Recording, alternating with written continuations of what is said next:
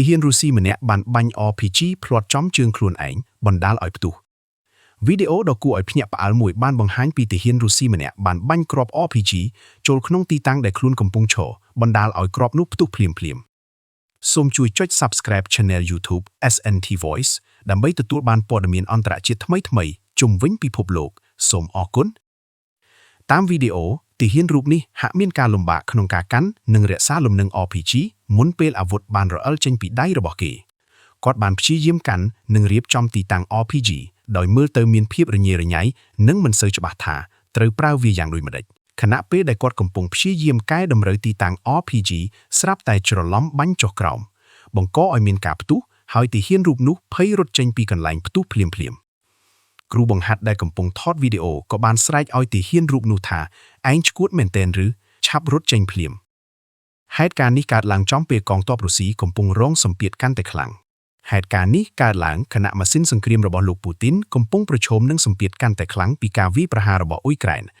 កងកម្លាំងអ៊ុយក្រែនបានបន្តវាយប្រហារលើហេដ្ឋារចនាសម្ព័ន្ធសំខាន់ៗរបស់រុស្ស៊ីជាពិសេសមជ្ឈមណ្ឌលស្តុកនិងចែកចាយប្រេងឥន្ធនៈអ៊ុយក្រែនបានវាយប្រហារ3យប់ជាប់គ្នាលើអូហ្សូនដែលជាក្រុមហ៊ុនលក់ទំនិញតាមអ៊ីនធឺណិតធំទី2របស់រុស្ស៊ី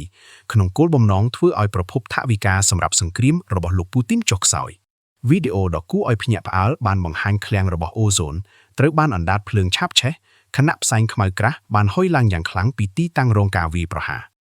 ការវាយប្រហារបានប៉ះពាល់ដល់តំបន់ដែលមានទំហំស្មើនឹង42ទីលានបាល់ទាត់បូកបញ្ចូលគ្នាហើយបានកើតឡើងខណៈលោក Zelensky កំពុងបង្កើនសម្ពាធលើរុស្ស៊ីមនុស្សជាច្រើនអ្នកបានរងរបួសក្នុងការវាយប្រហារដែលកើតឡើងស្របពេលអ៊ុយក្រែនកំពុងប្រារព្ធនៅបុណ្យទិវាឯករាជ្យរបស់ប្រទេសខ្លួនលោក Burnham បានបដិញ្ញាចិត្តគាំទ្រអ៊ុយក្រែនលើសង្គ្រាមជាមួយរុស្ស៊ី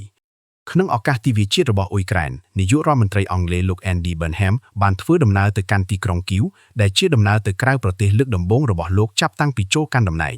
ក្នុងសុន្ទរកថានៅទីក្រុងគីវលោក Burnham បានបដិញ្ញាថាអង់គ្លេសនឹងឈរចាំគាំទ្រអ៊ុយក្រែនពីក្រោយលើស្ថានភាពសង្គ្រាមបច្ចុប្បន្នរវាងរុស្ស៊ីនិងអ៊ុយក្រែនលោកបានសន្យាថានឹងផ្ដល់ផែនការបច្ចេកទេសសម្រាប់ផលិតមីស៊ីលរយៈចម្ងាយឆ្ងាយដល់អ៊ុយក្រែនព្រមទាំងផ្ដល់សមាសធាតុមួយចំនួនសម្រាប់ជួយផលិតដ្រូនផងដែរលោក Burnham បាននិយាយថាមិត្តភាពរវាងប្រទេសទាំងពីរនឹងមានអាយុកាលយូរជាងសង្គ្រាមខុសច្បាប់របស់រុស្ស៊ីលោកបានបន្ថែមថាអង់គ្លេសនឹងឈរជាមួយអ៊ុយក្រែនទាំងក្នុងការប្រយុទ្ធនិងក្នុងការកសាងប្រទេសឡើងវិញហើយនឹងមិនរៀលថយឡើយដរាបណាអ៊ុយក្រែននៅតែរងភាពអយុត្តិធម៌និងការឈ្លានពានរបស់រុស្ស៊ីចោទអង់គ្លេសថាបានចូលរួមក្នុងសង្គ្រាមរុស្ស៊ីបានចោទប្រកាន់អង់គ្លេសថាកំពុងចូលរួមក្នុងសង្គ្រាមអ៊ុយក្រែននិងបានព្រមានថាការចូលរួមនេះអាចនាំមកនូវផលវិបាកសម្រាប់ពួកគេនិងគំរាមបំផ្លាញរោងចក្រមីស៊ីលក្រោយអង់គ្លេសផ្ដល់បច្ចេកទេសនិងប្លង់ Storm Shadow ឲ្យទៅអ៊ុយក្រែនអ្នកនាំពាក្យរបស់លោកពូទីនបាននិយាយថាការផ្ដល់ប្លង់បច្ចេកទេសមីស៊ីល Storm Shadow ដល់អ៊ុយក្រែនហាក់ដូចជាកំពុងចាក់ប្រេងបន្ថែមលើភ្លើងនិងធ្វើឲ្យស្ថានភាពកាន់តែតានតឹងប៉ុន្តែលោក Burnham បានឆ្លើយតបវិញយ៉ាងម៉ឺងម៉ាត់ថាតើអ្នកណាជាអ្នកចាប់ផ្ដើមបញ្ឆេះភ្លើងនេះជាការឆ្លើយតបចំទៅកាន់វិមានក្រំឡាំងដោយលោក Burnham ចង់សម្ដៅថារុស្ស៊ីជាអ្នកចាប់ផ្ដើមសង្គ្រាមនេះមិនមែនអង់គ្លេសឬអ៊ុយក្រែនទេសម្រាប់រុស្ស៊ីការផ្ដល់បច្ចេកវិទ្យាប្រភេទនេះមានសារៈសំខាន់ជាងការផ្ដល់អាវុធធម្មតាព្រោះវាអាចជួយឲ្យអ៊ុយក្រែនបង្កើនសមត្ថភាពផលិតមីស៊ីលរយៈចម្ងាយឆ្ងាយដោយខ្លួនឯង